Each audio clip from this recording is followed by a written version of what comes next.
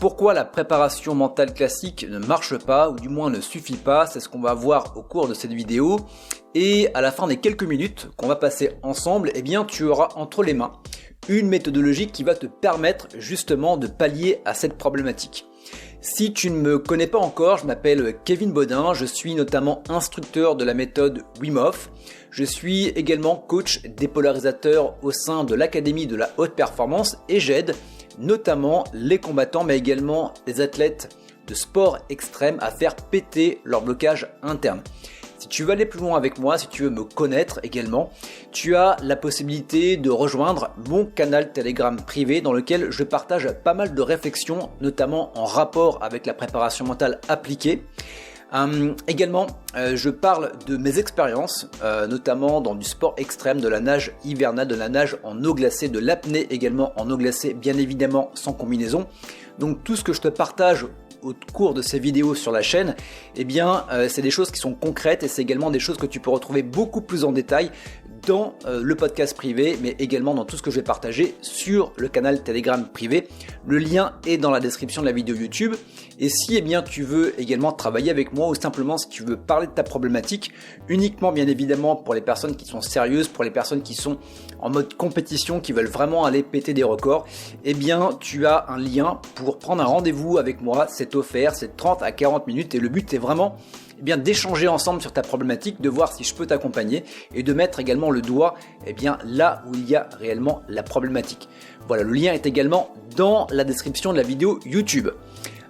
Pour revenir un petit peu après ce placement publicitaire, finalement je vais te raconter un petit peu mon expérience par rapport à la préparation mentale classique et peut-être que tu vas te retrouver dans mon histoire. Pour te parler un petit peu de mon parcours sportif, j'ai atteint le niveau semi-pro en boxe thaï, donc classe B pour celles et ceux qui connaîtraient. Et durant ma carrière, entre guillemets, durant ma carrière de compétiteur, eh bien j'étais toujours bon à l'entraînement, je me donnais vraiment à fond à l'entraînement.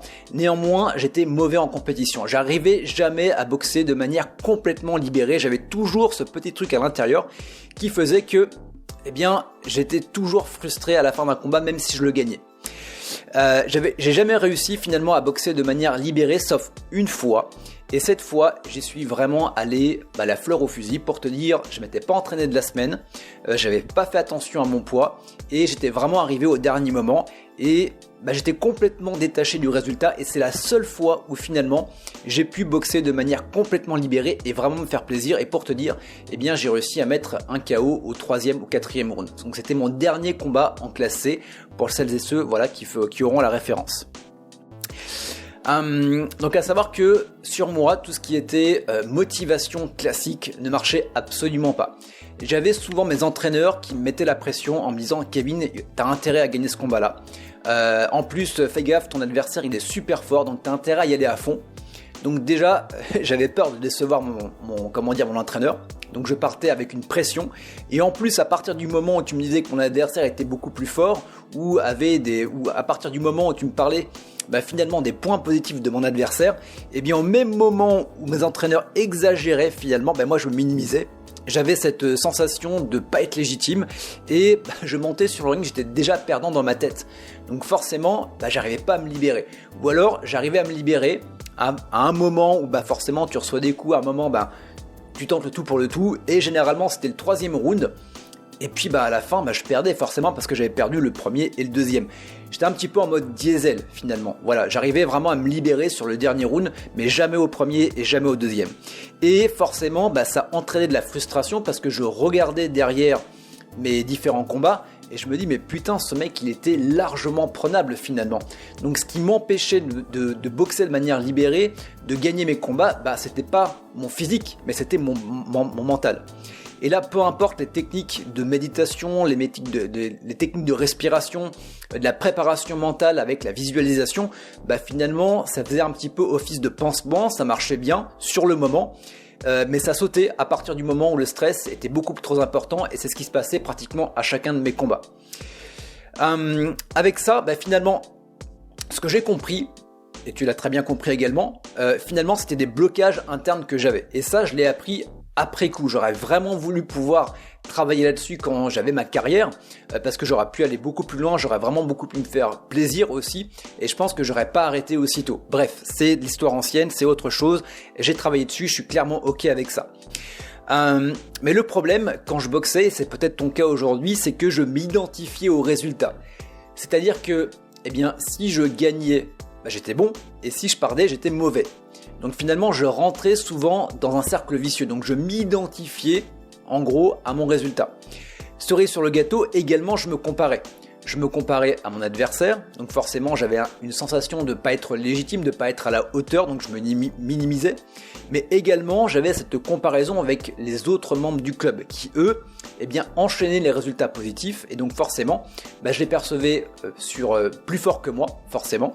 Ou peut-être pas forcément plus fort que moi, mais dans le sens où eux avaient des résultats et pas moi, et je me minimisais. Donc en gros, le dialogue interne, c'est dans tous les cas, c'est pas grave. Si on fait une compétition, eux vont avoir la victoire. Et si je perds, en gros, voilà, ça sera pas, il y aura pas 100% de défaite. Voilà, il faut bien qu'il y ait un équilibre. Il faut que eux gagnent et eux perdent. Donc je m'autorisais à ce que eux gagnent et inconsciemment, je m'autorisais à perdre.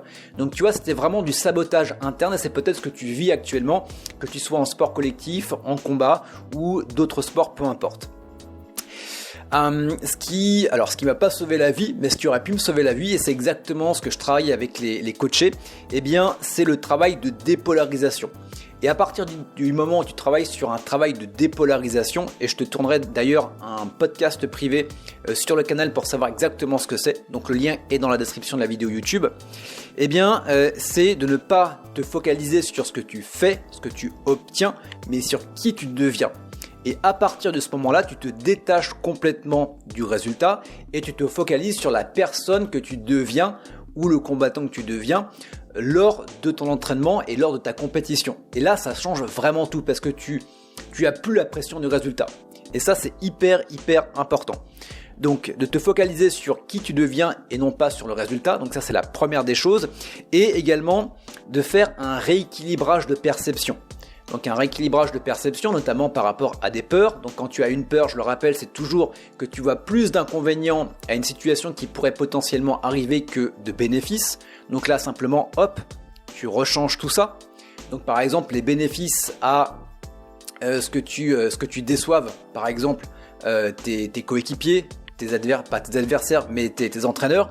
Le bénéfice à ce que tu perdes le combat, par exemple. Et je peux te garantir que c'est contre-intuitif, mais ça te permet de réellement baisser la pression. Et à partir du moment où tu fais ça, tu baisses la pression. Également, tu baisses ton stress. Et forcément, eh bien, ça va te permettre de boxer de manière beaucoup plus libérée. Donc j'ai expérimenté, j'ai pas refait de la compétition, mais je sais que à l'entraînement, ça m'a vachement aidé, et ça m'a aidé également sur d'autres compétitions.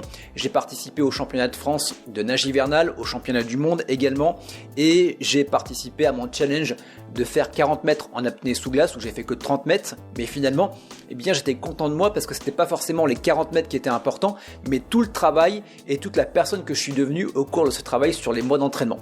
Et je suis complètement serein avec ça, et j'ai été voir bien évidemment les bénéfices à ce que j'ai pas fait les 10 derniers mètres et les inconvénients si je l'avais fait. Donc à partir du moment aussi, et ça qui est finalement paradoxal, c'est à partir du moment où tu te détaches du résultat, eh bien tu augmentes la probabilité également de l'obtenir. Donc voilà pour cette méthodologie. Je serais curieux d'avoir ton retour, n'hésite pas à me les partager dans les commentaires par rapport à la préparation mentale classique. Ce qui est vraiment important, et si on pouvait résumer cette vidéo, c'est va d'abord travailler sur ton identité. Va rééquilibrer les perceptions, notamment grâce à la dépolarisation. Donc je t'invite à rejoindre le canal Telegram privé bien évidemment pour aller beaucoup plus loin là-dessus. Je t'invite également à prendre contact avec moi si tu as un blocage. Le lien est également dans la description de la vidéo YouTube.